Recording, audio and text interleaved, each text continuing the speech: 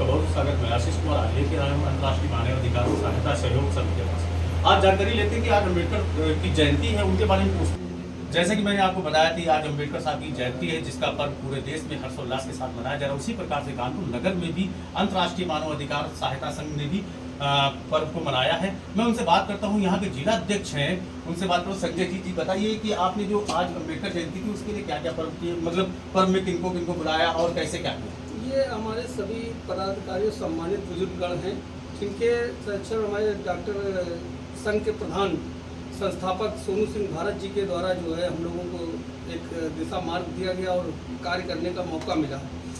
रही बात डॉक्टर भीमराव अंबेडकर जी की, संविधान निर्माता हमारे डॉक्टर भीमराव अंबेडकर जी ने जो संविधान को लागू किया, उस संविधान के दम पे हमारा प्रजातंत्र और लोकतंत्र कायम है। रही बात संविधान के कानून और मौलिक अधिकारों की, तो हमारा मौलिक अधिकार जो है वो हमें छुआछूत और कई चीज़ों से ऊपर उठाता है और हमें कंधे से कंधा, कदम से कदम मिला के प्रत्येक व्यक्ति के साथ काम करने का मौका मिलता है और उसके बीच सम्मिलित होने का मौका मिलता है। संविधान का ही ताकत है जो आज हमारे पीएम साहब है मोदी जी, जो सब बैकवर्ड से आते हैं, आज वो प्रधानमंत्री हैं। ये संविधान की ही देन है। रही बात संविधान के छुआछूत, और डॉक्टर साहब ने जो संविधान लागू किया, उस संविधान में बहुत सी ऐसी मौलिक अधिकारें निचले जमीन स्तर के दबे कुचले, शिक्षा, बहुत सी ऐसी मौलिक अधिकारों को जो उन्होंने लागू किया उस संविधान से दिया, जिसका आज ये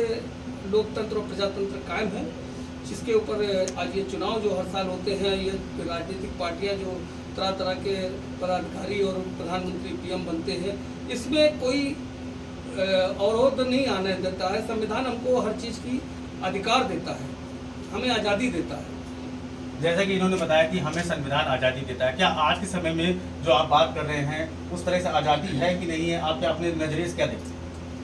देखिए, अभी तक तो है। अगर बहुत सी राजनीतिक पार्टियां संविधान के कई अवरोधक लगाने पर लगी हैं, संविधान के विरुद्ध भी कार्य करती हैं, लेकिन हम ऐसा जो है, हमारे भारतवर्ष की जनता संविधान को एक अपना ग्रंथ मान के चलती है और संविधान को कभी ऐसा छेड़छाड़ संविधान से कभी जनता बर्दाश्त नहीं करती। किसी चीज़ों को, इन चीज़ों को ना बर्दाश्त किया जा सकता है और ना किया जाना चाहिए, क्योंकि संविधान में जो हमारे, मैं अनुरोध करता हूँ उन राजनीतिक शीर्ष स्तर पर बैठे नेताओं से और उनसे, अपने नेतृत्वकर्ता से, कि संविधान के प्रति जागरूक करें और लोगों को उनके अधिकारों को दिलाएं, जिससे गरीब निचले स्तर के लोगों तक शिक्षा मुहैया हो सके, उनको उनका अधिकार उनको मिल सके। ये संविधान हमें इस बात की आज़ादी देता है और देता रहेगा। जैसे कि इन्होंने बताया संविधान आज़ादी देता है, मैं पूछना चाहता हूं कि जैसे कि समाज में किन किन तबकों के लोगों के लिए संविधान में क्या लाभ लोगों को मिलने चाहिए? जैसे कि गरीब वर्ग के लोग हैं जिनको सब कुछ मालूम नहीं है, उनको जानकारियाँ नहीं है, उनको कैसे संविधान के बारे में जानकारी देनी है? हमारा जो मानवाधिकार है, हमारे राष्ट्रीय मानवाधिकार सहायता संघ के डॉक्टर सोनू सिंह भारत जी संविधान के प्रति ही वो कार्य कर रहे हैं और हमारे यहाँ जातिवाद का कोई उसमें स्थान नहीं है। हमारे मानवाधिकार में किसी जात के व्यक्ति विशेष को ध्यान नहीं रखा जाता और सभी जात के, चाहे वो मुस्लिम हो या निचले स्तर से आता हो, उसके मैं कह नहीं सकता उस बात को। बहुत से लोग कहते हैं कि वो नीच है, अछूत है, तो ऐसा हमारे अधिकार इसको जो है, संविधान इस बात को कभी इजाज़त नहीं देता कि किसी को नीच, अछूत या चमार के संबोधित किया जा सके। ऐसे अगर कोई संबोधित करता तो आपकी जो संघ है वो क्या करती है? लोग अगर ऐसा संघ में अभी तक तो हमारे कई कानून इसकी इजाज़त नहीं देता, क्योंकि अगर कई न्यायाधीश वगैरह जो है इस चीज़ की, संविधान इसमें कानून में जो है कभी इजाज़त नहीं है कि आप किसी को डायरेक्टली किसी के मुंह पे उसको जाति विशेष को उल्लेख कर सकें, ऐसा इजाज़त नहीं है। और ऐसा है तो संविधान के प्रति उसको दंडित किया जाता है और हमारा अगर कहीं पे कुछ त्रुटियां होती हैं तो हमारा मानवाधिकार आगे आकर उसको दंडित करने का कार्य करेगा, उसको सबक सिखाने का कार्य करेगा। संविधान के प्रति कोई भी या किसी भी मानव जीवन के लिए अगर कोई भी संविधान के विरुद्ध जाता है तो हमारा मानवाधिकार आगे आके उसको सबक सिखाने का काम करेगा। अच्छा, मानवाधिकार में कैसे जानकारी आपको दी जाए कि हमारे समाज में कुछ जैसे ऐसे लोग हैं जो परेशान हैं, जो दर दर भटक रहे, लेकिन उनको किसी प्रकार से न्याय नहीं मिल रहा है और सब कुछ नॉलेज नहीं है, तो उस तरह से नॉलेज देने के लिए आपकी जो कार्य प्रणाली है वो वहाँ तक कैसे पहुँचेगी?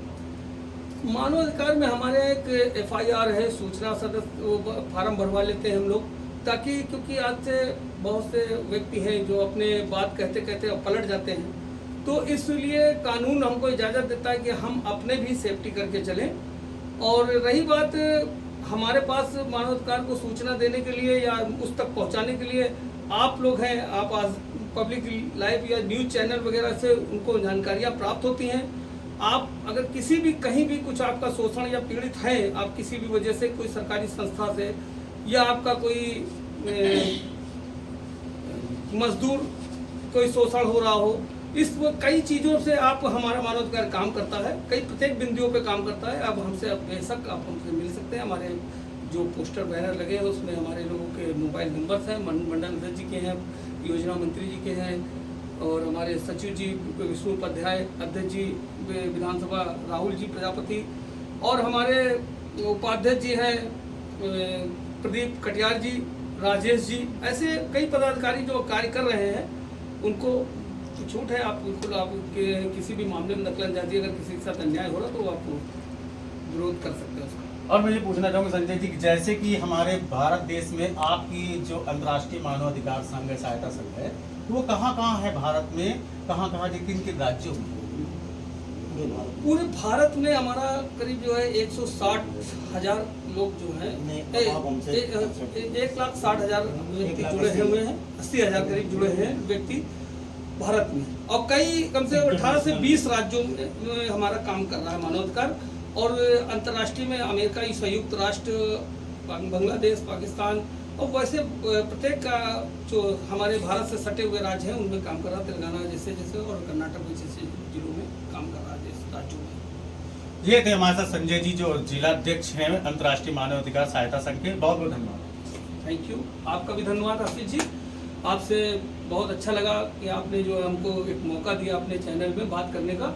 मैं प्रत्येक व्यक्ति और जनता का भी आभार व्यक्त करता हूँ। साथ ही डॉक्टर भीमराव अंबेडकर जी का जो संविधान निर्माता जी हैं, उनके जो हमें मौलिक अधिकार दिया है, मैं उनके जो बनाए हुए कानून से हम आपको जो अधिकार मिलता है उस सब को मैं जनता को बधाई देता हूँ। और आज उनका 14 जो है अप्रैल जन्मदिन है, उत्सव पे एक बहुत महत्वपूर्ण दिन है। इसको खुशियों के साथ मनाएं और अपने अधिकारियों को जानिए।